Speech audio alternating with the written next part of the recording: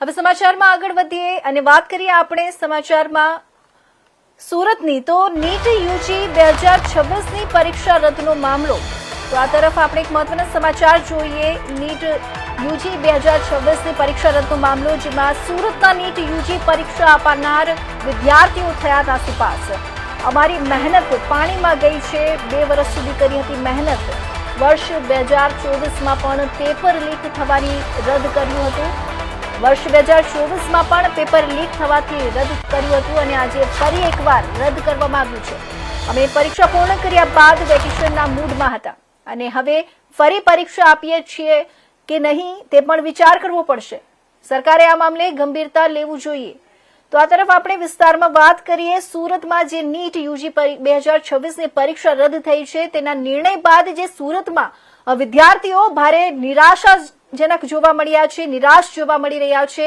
વિદ્યાર્થીઓનું કહેવું છે કે તેમણે છેલ્લા 2 વર્ષથી સતત મહેનત અને તૈયારી કરી હતી, પરંતુ હવે પરીક્ષા રદ થતા તેમનું ભવિષ્ય અનિશ્ચિત બની ગયું છે। કેટલાક વિદ્યાર્થીઓએ જણાવ્યું હતું કે વર્ષ 2024માં પણ પેપર લીકના કારણે પરીક્ષાને લઈને વિવાદ સર્જાયો હતો અને હવે ફરી એકવાર આવી સ્થિતિ ઊભી થતા વિદ્યાર્થીઓનો વિશ્વાસ તૂટી રહ્યો છે। પરીક્ષા પૂર્ણ કર્યા બાદ વિદ્યાર્થીઓ વેકેશનના મૂડમાં હતા, પરંતુ હવે ફરીથી તૈયારી શરૂ કરવી કે નહીં તે અંગે પણ મૂંઝવણ ઊભી થઈ ગઈ છે। વિદ્યાર્થીઓએ સરકાર પાસે આ સમગ્ર મામલે ગંભીરતા દાખવી કડક કાર્યવાહી કરવાની માંગ કરી છે।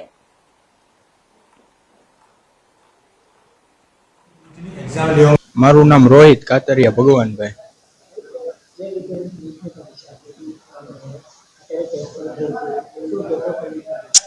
હવે આ છેલ્લા 3 વર્ષમાં તો 2 વાર આ બીજી વાર લીક થવાનું આવ્યું, એટલે આ એક નાની અમથી ભૂલના કારણે છોકરાઓની સંખ્યા બહુ વધારે હોય। આ વખતે 27 લાખ જણા હતા, તો હવે આ લીક પેપર થયું તો આટલા છોકરાઓ હવે ફરીથી પેપર આપશે, બધા હેરાન થાય। તો એક નાની અમથી ભૂલના કારણે એટલા બધા હેરાન થઈ યોગ્ય ન કહેવાય।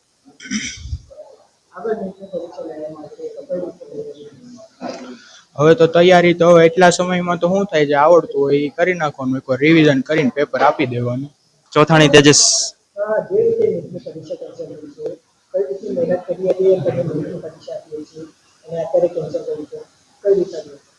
પહેલી વાત તો એ કે હું એક ડ્રોપર હતો। 2025માં મેં એકવાર નીટ આપી હતી અને 2026માં હું બીજી વાર નીટ આપું છું। 2025માં અમારો એક્સપેક્ટેડ સ્કોર ઓછો હતો, એટલે અમે 2026માં પાછી નીટની પરીક્ષાનો આપી હતી, પણ હવે એવું લાગે છે કે હવે અમને જે એટલી મહેનત કરી હતી, અમે રાત દિવસ જેટલા જાગીને અમે મહેનત કરી હતી એ પ્રમાણે અમને લાગતું નથી કે હવે અમારે થશે જીએમસીમાં, કારણ કે આ સરકારની બેદરકારી કહેવાય।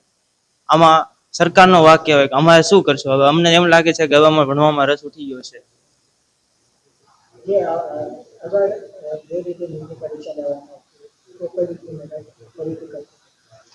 બસ હવે તો પહેલા જેવું કરતા હતા એનાથી થોડીક વધારે કરશું। પહેલા અમે રાત દિવસ જાગીને મહેનત કરતા, પણ હવે થોડીક વધારે જાગીને મહેનત કરશું। લુખી જલ પ્રવીણભાઈ।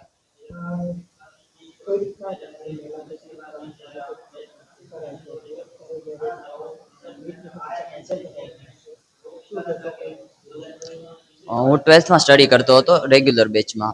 લાસ્ટ 3rd મે 2026 પર મેં નીટ 2026ની એક્ઝામ આપી હતી।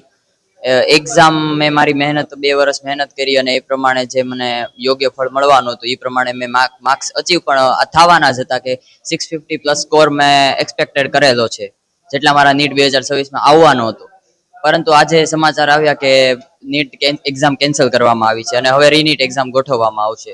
તો જો આ એક્ઝામ ગોઠવી અને એ એક્ઝામમાં આપણને જે જોતા છે એટલા માર્ક્સ ન મળ્યા, જે જોતી છે મેડિકલ કોલેજ ન મળી, અમારે જે સપનું હતું કે ડોક્ટર બનવું છે, MBBSમાં જવું છે એ ન થયું, તો અમારે ભવિષ્યનું શું કરવાનું?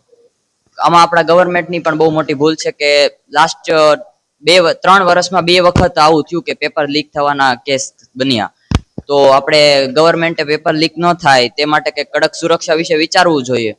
આજના જો ઉજ્જવળ ભવિષ્ય જ અમારા ડોક્ટરો કે જે આરોગ્ય માટે જવાબદાર છે, એવી જ રીતે આજના જે યુવાનો છે એ દેશનું ભવિષ્ય નક્કી કરવાના છે। તો એને જ પહેલા પોતાના જીવનમાં આવા બધા પગથિયા પર પ્રયત્ન કરવા પડતા હશે, તો શું થશે આગળના? મારું નામ શાંતિલાલ ખોટ, હું જીવ વિજ્ઞાન શિક્ષક છું અને આ એન્ઝાઇમ 16 નામના હું ક્લાસ ચલાવું છું।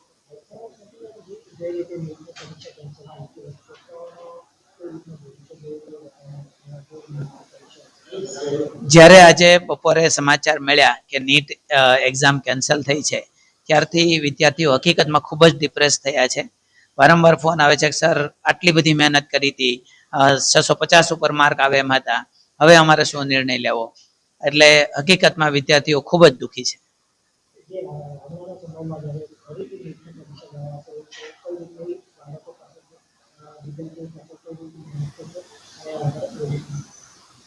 જો હકીકતમાં વિદ્યાર્થીઓ, શિક્ષકો, વાલીઓ ખૂબ જ દુઃખી છે, પરંતુ જે વસ્તુ આપણા હાથમાં નથી. એટલે અમે વિદ્યાર્થીઓને એ જ કહીએ છીએ કે ભાઈ હવે ફરીથી નીટ લેવાય ત્યારે પૂરેપૂરી મહેનત કરે. જે થયું છે એક વખત એના તો આપણા હાથમાં નથી, પણ આ વખતે 650 થી વધારે માર્ક્સ લાવવાની તમારી અપેક્ષા હતી તો ફરીથી નીટ લેવાય. એમાં 700 જેટલા માર્ક્સ લાવવાનો પ્રયત્ન કરો, કારણ કે મહેનત સિવાય આપણા હાથમાં બીજું કંઈ નથી. પરંતુ સત્તામંડળ NTA એને અમારી એક વિનંતી છે કે આવું વારંવાર થાય છે, 24માં થયું, 26માં થયું, તો એના માટે કંઈક એકદમ એવા પગલાં લે કે આવું ફરીથી ન થાય. મારું નામ વિજય ધામેલિયા, હું કેમિસ્ટ્રી ટીચર છું.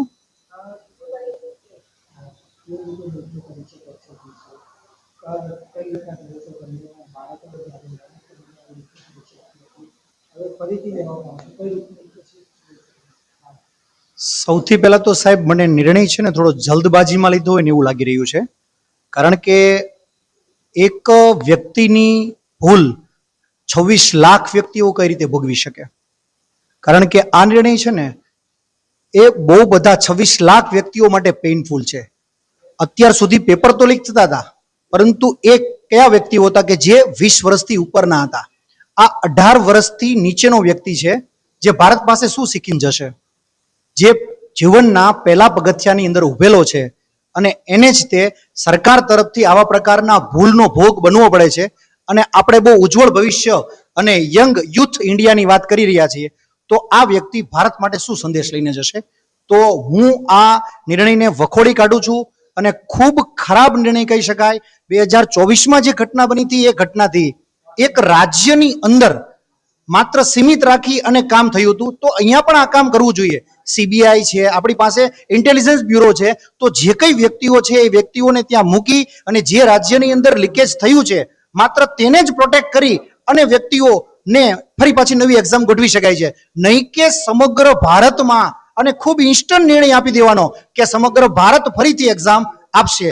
સાહેબ, આ નિર્ણયને હું ખૂબ જ ખરાબ ગણું છું અને અમે સુપ્રીમ તરફ જશું અને આ 26 લાખ વ્યક્તિઓ છે એ બધા જ અરજીઓ કરશે કે આ નિર્ણય સ્ટોપ કરવો જોઈએ અને જે રાજ્યમાં લીકેજ છે માત્ર ત્યાં જ એક્શન લેવાવી જોઈએ.